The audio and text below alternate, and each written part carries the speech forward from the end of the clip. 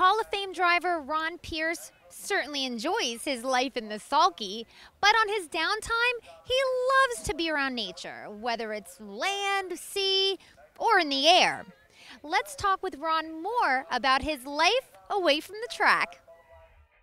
You grew up in California, and you were a nature boy from the start. Yeah, we grew up poor. You know, we did have a cow for milk and butter, and my mom would make her own bread, and she had a garden. And my older brother, and I would go out and get the meat.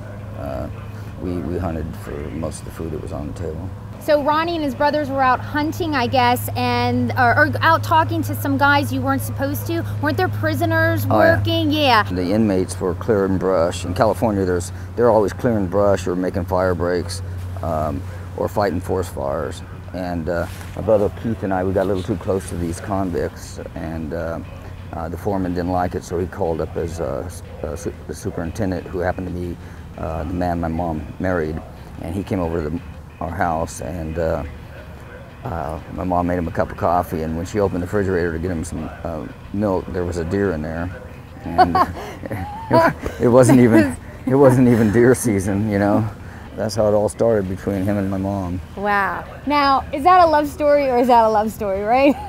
You actually got a really big buck recently, like the biggest buck you've ever gotten, right? And it was here in Delaware. Yes, he scored 195. He had really big horns. He was a big, mean, ugly one. I don't shoot them nice, little, pretty ones. I only shoot the big, mean, ugly ones. Okay, well, that's good to know. That's good to know. I was saying to Ronnie last week how I was pretty sure I saw an albino deer. So explain, there's an albino deer and there's white deer. Right. Like 1 out of every 10,000 deer is a white, you know, but only 1 out of every 100,000 is a true albino deer. A true albino deer has pink eyes, pink nose, pink hooves, and he's all white. Not one speck of dark, not one dark hair anywhere. But a lot of white deer still have black hooves, black nose, black eyes. There's a lot more white deer than there are albinos. This is our visual here that we're going to show you. Being a proud mom that I am, when I've been pregnant twice now, I do body casts. This is Trey's body cast. I did one for Wyatt. He had a cowboy theme.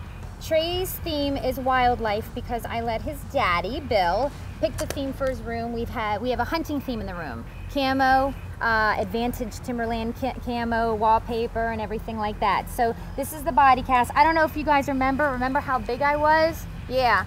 198 pounds when I went to deliver. So why don't you point out a couple of these animals? I mean, like, to me, everything looks like a deer if it's got antlers. Yeah, I think most 5-year-olds could identify almost every animal on here.